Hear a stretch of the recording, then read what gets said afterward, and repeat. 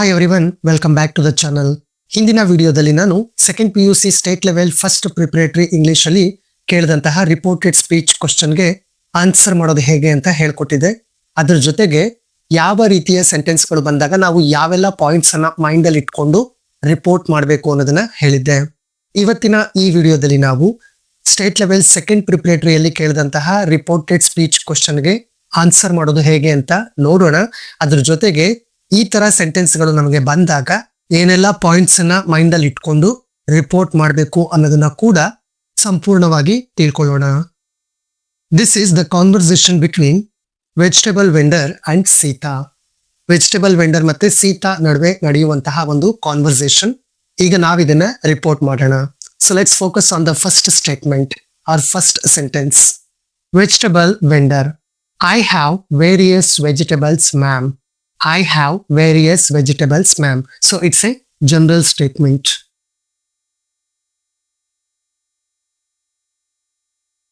ಇದೊಂದು general statement ಆಗಿದೆ. So ಹಿಂದಿನ ವಿಡಿಯೋದಲ್ಲಿ ನಾನು ಹೇಳಿದೆ, ಜನರಲ್ ಸ್ಟೇಟ್ಮೆಂಟ್ ಅನ್ನ ರಿಪೋರ್ಟ್ ಮಾಡುವಾಗ ನಾವು ಕಂಜಂಕ್ಷನ್ ದಟ್ ಅನ್ನ ಯೂಸ್ ಮಾಡಿ ನೆಕ್ಸ್ಟ್ ಸ್ಟೇಟ್ಮೆಂಟ್ ಅನ್ನ ರಿಪೋರ್ಟ್ ಮಾಡ್ತೀವಿ. So here we need to use the conjunction that. ಇಲ್ಲಿ ಕಂಜಂಕ್ಷನ್ ದಟ್ ಅನ್ನ ಯೂಸ್ ಮಾಡಬೇಕು. ಜೊತೆಗೆ ಸೆಂಟೆನ್ಸ್ ಅಲ್ಲಿ ಇರುವಂತಹ ಟೆನ್ಸ್ ಅನ್ನ ಕೂಡ ನಾವು ಚೇಂಜ್ ಮಾಡ್ಕೊಳ್ಬೇಕು. ಯಾವ ಯಾವ ಟೆನ್ಸ್ಗೆ ಬದಲಾಗುತ್ತೆ ಅನ್ನೋದನ್ನ ಕೂಡ ನಾನು ಹಿಂದಿನ ವಿಡಿಯೋದಲ್ಲಿ ಹೇಳಿದ್ದೀನಿ. ಒಂದ್ಸಲ ಆ ವಿಡಿಯೋನ ಮಿಸ್ ಮಾಡದೆ ನೋಡಿ. ಇನ್ನ ರಿಪೋರ್ಟೆಡ್ ಸ್ಪೀಚ್ ಅಲ್ಲಿ ಡಿಫ್ರೆಂಟ್ ಟೈಪ್ಸ್ ಆಫ್ ಸೆಂಟೆನ್ಸಸ್ ಬಂದ್ರೆ ಅವೆಲ್ಲವೂ ಕೂಡ ಜನರಲ್ ಸ್ಟೇಟ್ಮೆಂಟ್ ಆಗಿ ಚೇಂಜ್ ಆಗುತ್ತೆ. ಅದನ್ನು ಕೂಡ ನೆನಪಲ್ಲಿ ಇಟ್ಕೊಂಡಿರ್ಬೇಕು. So first one general statement ಆಗಿರೋದ್ರಿಂದ ಇದನ್ನ ರಿಪೋರ್ಟ್ ಮಾಡೋಣ. ಸೊ ನೀವು ವೆಜಿಟೇಬಲ್ ವೆಂಡರ್ ಯಾರ ಜೊತೆ ಮಾತಾಡ್ತಾ ಇದ್ದಾನೆ ಅನ್ನೋದನ್ನ ಮೆನ್ಷನ್ ಮಾಡಿ ರಿಪೋರ್ಟ್ ಮಾಡೋದಾದ್ರೆ ವೆಜಿಟೇಬಲ್ ವೆಂಡರ್ ಟೋಲ್ಡ್ ಅಂತ ಯೂಸ್ ಮಾಡ್ಕೊಳ್ಳಿ. ವೆಜಿಟೇಬಲ್ ವೆಂಡರ್ ಹೇಳ್ದ ಅಂತ ರಿಪೋರ್ಟ್ ಮಾಡುವಾಗ ಅವನು ಯಾರ ಜೊತೆ ಮಾತಾಡ್ತಾ ಇದ್ದಾನೆ ಅನ್ನೋದನ್ನ ಮೆನ್ಷನ್ ಮಾಡದೇ ಇದ್ರೆ ಸೆಡ್ ದಟ್ ಅಂತ ಯೂಸ್ ಮಾಡಿ. ಸೊ ಇಲ್ಲಿ ಎರಡು ಆಪ್ಷನ್ ಇದೆ, ನಿಮಗೆ ಯಾವ್ದು ಈಸಿ ಅನ್ಸುತ್ತೋ ಅದನ್ನ ಯೂಸ್ ಮಾಡಿ. ಸೊ ವೆಜಿಟೇಬಲ್ ವೆಂಡರ್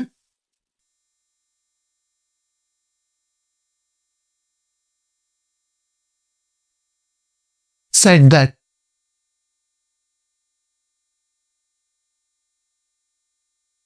ಟೋಲ್ಡ್ ಅಂತ ಯೂಸ್ ಮಾಡ್ಬೇಕಾದ್ರೆ ನೀವು vegetable vendor told Sita that. Vegetable vendor told Sita that. I changes to he. Have changes to had. Have ಅನ್ನೋದು ಹ್ಯಾಡ್ ಅಂತ ಆಗುತ್ತೆ. And then various vegetables.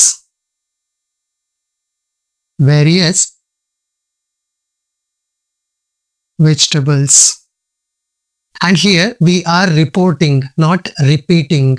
Actual words ಅನ್ನ ನಾವು ರಿಪೀಟ್ ಮಾಡ್ತಾ ಇಲ್ಲ, ರಿಪೋರ್ಟ್ ಮಾಡ್ತಾ ಇದ್ದೀವಿ. ಸೊ ಈ ಮೇಡಮ್ ಅಥವಾ ಮ್ಯಾಮ್ ಅನ್ನೋ ವರ್ಡ್ ಏನಿದೆ ಅದನ್ನ ರಿಪೋರ್ಟೆಡ್ ಸ್ಪೀಚ್ ಅಲ್ಲಿ ಯೂಸ್ ಮಾಡುವಂತಹ ನೆಸೆಸಿಟಿ ಇರೋದಿಲ್ಲ. ನಾವು ಜಸ್ಟ್ ಸ್ಟೇಟ್ಮೆಂಟ್ ಅನ್ನ ರಿಪೋರ್ಟ್ ಮಾಡ್ತಾ ಇದ್ದೀವಿ. So vegetable vendor said that he had various vegetables. Or vegetable vendor told Sita that he had various vegetables. So first statement anna report madid aitu. Now let's focus on the second statement. Sita: are they fresh enough? Are they fresh enough? So second statement is a question or it is an interrogative statement.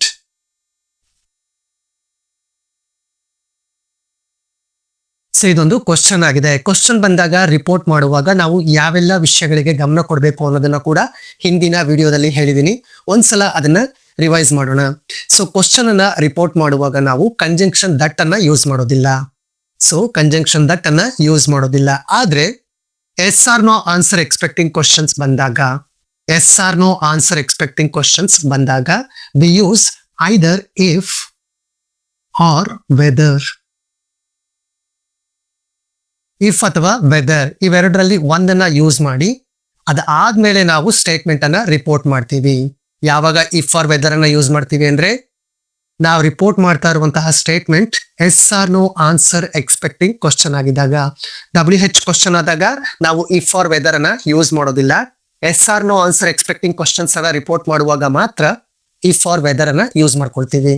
ಅದ್ರ ಜೊತೆಗೆ ಎಲ್ಲಾ ಸ್ಟೇಟ್ಮೆಂಟ್ಗಳು ಕೂಡ reported speech ಅಲ್ಲಿ general statement ಆಗೋದ್ರಿಂದ general statement ಅಲ್ಲಿ ಯಾವ word order ನ ಫಾಲೋ ಮಾಡಬೇಕು ಅದೇ ವರ್ಡ್ ಆರ್ಡರ್ಗೆ ಈ ಇಂಟರಾಗೇಟಿವ್ ಆರ್ ಕ್ವಶನ್ ಕೂಡ ಚೇಂಜ್ ಆಗುತ್ತೆ. ಜನರಲ್ ಸ್ಟೇಟ್ಮೆಂಟ್ಸ್ ಅನ್ನು ನೋಡಿದಾಗ ಅಲ್ಲಿ ಸಬ್ಜೆಕ್ಟ್ ಆದ್ಮೇಲೆ ವರ್ಬ್ ಇರುತ್ತೆ. ಬಟ್ ಇಂಟರಾಗೇಟಿವ್ಸ್ ಕ್ವಶನ್ಸ್ ಅಲ್ಲಿ ನೋಡಿದಾಗ ಫಸ್ಟ್ ವರ್ಬ್ ಇರುತ್ತೆ, ಅದಾದ್ಮೇಲೆ ಸಬ್ಜೆಕ್ಟ್ ಇರುತ್ತೆ. ಸೊ ನಾವು ಈ ರೀತಿ verb plus subject, verb next subject ಇರುವಂತಹ ವರ್ಡ್ ಆರ್ಡರ್ ನ ಸಬ್ಜೆಕ್ಟ್ ವರ್ಬ್ ಈ ತರ ವರ್ಡ್ ಆರ್ಡರ್ ಆಗಿ ಚೇಂಜ್ ಮಾಡ್ಕೊಂಡಾಗ ಜನರಲ್ ಸ್ಟೇಟ್ಮೆಂಟ್ ಆಗುತ್ತೆ. ಸೊ ಇಲ್ಲಿ ಕೂಡ ನಾವು ಈಗ ಅದನ್ನೇ ಮಾಡಿ ರಿಪೋರ್ಟ್ ಮಾಡೋಣ. ಸೀತಾ ಅಂಡ್ ಕ್ವಶನ್ಸ್ ಅನ್ನ ರಿಪೋರ್ಟ್ ಮಾಡುವಾಗ ನಾವು ಯೂಸ್ ಮಾಡುವಂತಹ reporting verbs asked, questioned, 2 reporting verbs ಇದೆ. ನಿಮಗೆ ಯಾವ್ದು ಬೇಕೋ ಅದನ್ನ ಯೂಸ್ ಮಾಡ್ಕೊಳ್ಳಿ. Sita asked, Sita asked whom did she ask? The vegetable vendor. Sita asked him whether and next word order change ಆಗುತ್ತೆ. ದೇನ ಫಸ್ಟ್ ತಗೊಳ್ತೀವಿ, ದೇ ಅಂಡ್ ಆರ್ ಅದರ ಪ್ಲೇಸ್ ಅನ್ನ ಚೇಂಜ್ ಮಾಡುತ್ತೆ ಅಂಡ್ ಅದರ ಫಾರ್ಮ್ ಕೂಡ ಚೇಂಜ್ ಆಗುತ್ತೆ. ಪ್ರೆಸೆಂಟ್ ಅಲ್ಲಿರೋದು ಪಾಸ್ಟ್ ಟೆನ್ಸ್ ಗೆ ಚೇಂಜ್ ಆಗುತ್ತೆ. Whether they were fresh enough, whether they were fresh enough. So second statement ಅನ್ನು ಕೂಡ ರಿಪೋರ್ಟ್ ಮಾಡಿದ್ ಆಯ್ತು. Sita asked him whether they were fresh enough. And now let's focus on the third statement. Vegetable vendor. Why do you ask such question, ma'am? Why do you ask such question, ma'am? So vegetable vendor ಕೂಡ ಏನ್ ಮಾಡ್ತಾ ಇದ್ದಾನೆ, ಒಂದು ಪ್ರಶ್ನೆಯನ್ನ ಕೇಳ್ತಾ ಇದ್ದಾನೆ. ನೀವು ಆ ರೀತಿ ಯಾಕೆ ಕೇಳಿದ್ರಿ ಅಂತ. ಸೊ ಇದು ಕೂಡ ಕ್ವಶನ್ ಆಗಿರೋದ್ರಿಂದ ಕ್ವಶನ್ ಅನ್ನ ರಿಪೋರ್ಟ್ ಮಾಡುವಾಗ ಏನೆಲ್ಲ ಪಾಯಿಂಟ್ಸ್ ಅನ್ನ ಹೇಳಿದೆ ಆ ಪಾಯಿಂಟ್ಸ್ ಅನ್ನ ನೆನಪಲ್ಲಿ ಇಟ್ಕೊಂಡು ರಿಪೋರ್ಟ್ ಮಾಡ್ಬೇಕಾಗತ್ತೆ. ಸೊ ವೆಜಿಟಬಲ್ ವೆಂಡರ್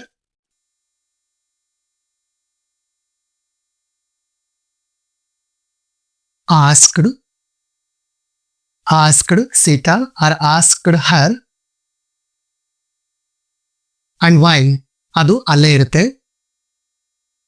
ಸೊ ಇಲ್ಲಿ ಡೂ ಯು ಅಂತ ನೋಡಿದ ತಕ್ಷಣ ಬಹಳಷ್ಟು ಜನ ಏನ್ ಮಾಡ್ತಾರೆ ಅಂದ್ರೆ ಡಿಡ್ ಯು ಅಂತ ಚೇಂಜ್ ಮಾಡ್ತಾರೆ. ರಿಪೋರ್ಟ್ ಮಾಡುವಾಗ ಡಿಡ್ ಯು ಅಂತ ಚೇಂಜ್ ಮಾಡಿ ಸೆಂಟೆನ್ಸ್ ಅನ್ನ ರಿಪೋರ್ಟ್ ಮಾಡ್ತಾರೆ. ಈ ತರ ಮಾಡಿದ್ರೆ ಅದು ತಪ್ಪಾಗಿರುತ್ತೆ. ಯಾಕೆ ತಪ್ಪು ಅಂದ್ರೆ ನಾನು ಹೇಳ್ದೆ ಕ್ವಶನ್ಸ್ ನ ವರ್ಡ್ ಆರ್ಡರ್ ಜನರಲ್ ಸ್ಟೇಟ್ಮೆಂಟ್ ಅಲ್ಲಿ ಯಾವ ತರ ಇರುತ್ತೋ ಆ ತರ ಚೇಂಜ್ ಆಗ್ಬೇಕು ಅಂತ. ನೀವು ಡೂ ಯು ನ ಡಿಡ್ ಯು ಅಂತ ಚೇಂಜ್ ಮಾಡಿದ್ರೆ ಅಗೈನ್ ಅಲ್ಲಿ ವರ್ಡ್ ಆರ್ಡರ್ ಕ್ವಶನ್ ಅಲ್ಲಿ ಯಾವ ತರ ಇರುತ್ತೋ ಅದೇ ತರ ಇರುತ್ತೆ. ಸೊ ಇಲ್ಲಿ ಈ ತರ ಡೂ ಯು ಬಂದಾಗ ನೀವು ಬೇಸ್ ವರ್ಬ್ ಅನ್ನ ನೋಡ್ಕೊಳ್ಬೇಕು. ಇಲ್ಲಿ ಬೇಸ್ ವರ್ಬ್ ಏನಾಗಿದೆ, ಆಸ್ಕ್ ಅಂತ ಇದೆ. ಇದನ್ನ ನಾವು ಪಾಸ್ಟ್ ಟೆನ್ಸ್ ಮಾಡ್ಕೊಳ್ಬೇಕಾಗತ್ತೆ. ಸೊ ಈಗ vegetable vendor asked her why she, you changes to she, word order change ಆಯ್ತು. ಯು ಅನ್ನೋದನ್ನ ಫಸ್ಟ್ ತಗೊಂಡ್ವಿ, ಅದು ಶಿ ಅಂತ ಚೇಂಜ್ ಆಯ್ತು. She refers to here Sita. Why she and base verb ಯಾವ್ದಿದೆ, ಆಸ್ಕ್ ಇದೆ. ಇದನ್ನ ಪಾಸ್ಟ್ ಟೆನ್ಸ್ ಗೆ ಚೇಂಜ್ ಮಾಡ್ಕೊಳ್ಳೋಣ. Why she asked such question at last full stop, such question. And again no need to write the word madam. Report ಮಾಡ್ತಾ ಇರೋದ್ರಿಂದ madam ಅನ್ನೋದನ್ನ ಬರೆಯುವ necessity ಇರೋದಿಲ್ಲ. ಸೊ ಇದು ಥರ್ಡ್ ಸ್ಟೇಟ್ಮೆಂಟ್ ನ reported speech. Vegetable vendor asked Har why she asked such question. A vegetable vendor questioned her why she asked such question. And next statement, Sita. Carrot and beans are not fresh. Carrot and beans are not fresh. It's a general statement. So fourth statement it's A general statement.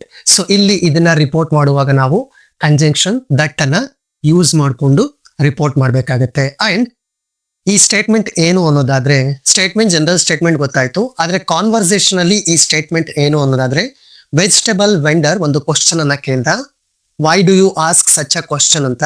ಅದಕ್ಕೆ Sita answer ಅನ್ನ ಮಾಡಿದ್ಲು R reply ಅನ್ನ ಕೊಟ್ಲು. So ಈ ರೀತಿ answer ಅಥವಾ reply ಅನ್ನ ನಾವು report ಮಾಡುವಾಗ ಯೂಸ್ ಮಾಡುವಂತಹ ರಿಪೋರ್ಟಿಂಗ್ ವರ್ಬ್ಸ್ ಐದರ್ ಆನ್ಸರ್ಡ್ ಆರ್ ರಿಪ್ಲೈಡ್. ಈ ಎರಡರಲ್ಲಿ ಯಾವ್ದಾದ್ರು ಒಂದನ್ನ ಯೂಸ್ ಮಾಡ್ಕೊಂಡು ರಿಪೋರ್ಟ್ ಮಾಡ್ಬೇಕಾಗತ್ತೆ. ಸೊ ಈಗ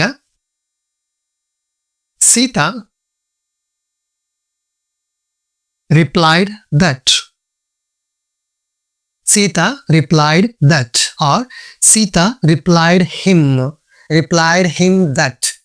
ಕಾನ್ವರ್ಸೇಷನ್ ಅವರಿಬ್ಬರ ನಡುವೆ ನಡೀತಾ ಇದೆ ಅಂತ ಗೊತ್ತಿರೋದ್ರಿಂದ ನಾನು ಹಿಮ್ ಅನ್ನ ಯೂಸ್ ಮಾಡಿಲ್ಲ. ನೀವು ಹಿಮ್ ಅಂತ ಯೂಸ್ ಮಾಡಿ ಬರೆದ್ರು ಕೂಡ ಕರೆಕ್ಟ್ ಆಗಿರುತ್ತೆ. Sita replied him that and subject carrot and beans.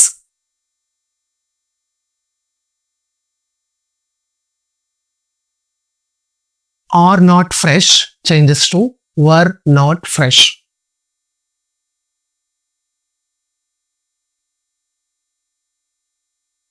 Were not fresh.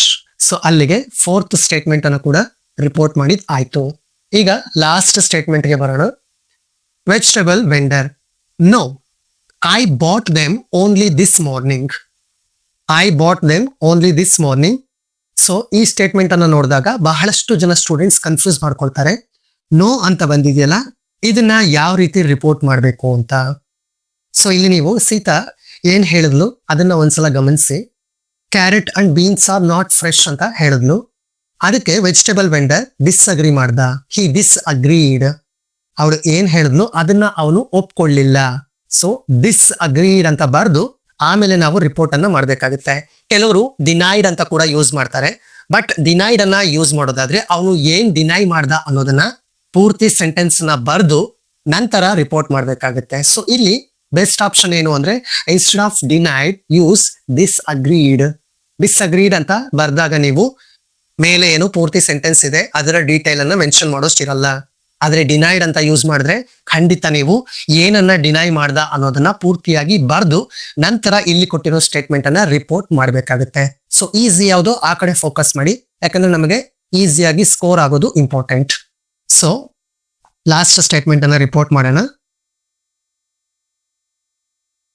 Vegetable vendor ಡಿಸ್ಅಗ್ರೀಡ್. ಅವಳು ಹೇಳಿದಂತ ಮಾತಿಗೆ ಅವನು ಡಿಸ್ಅಗ್ರೀಡ್, ಅದನ್ನ ಒಪ್ಕೊಳ್ಳಿಲ್ಲ, ಅದನ್ನ ಡಿಸ್ಅಗ್ರಿ ಮಾಡ್ದ. ಸೊ ಪಾಸ್ಟ್ ಟೆನ್ಸ್ ಅಲ್ಲಿ ನಾವು ರಿಪೋರ್ಟ್ ಮಾಡ್ತಾ ಇರೋದ್ರಿಂದ vegetable vendor disagreed and said that. Disagreed ಆದ್ಮೇಲೆ ಅಥವಾ ಡಿಸ್ಅಗ್ರಿ ಮಾಡಿದ್ಮೇಲೆ ಏನ್ ಹೇಳ್ದ?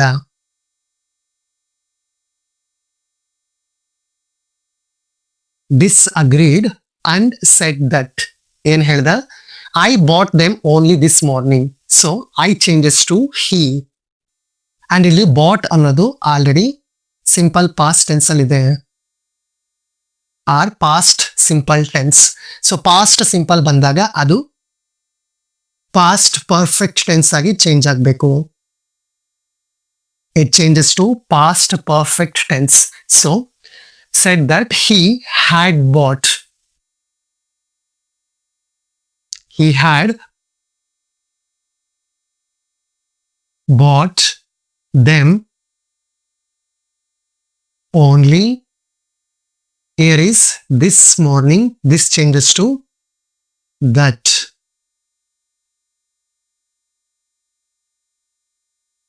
That morning. Vegetable vendor disagreed and said that he had bought them only that morning.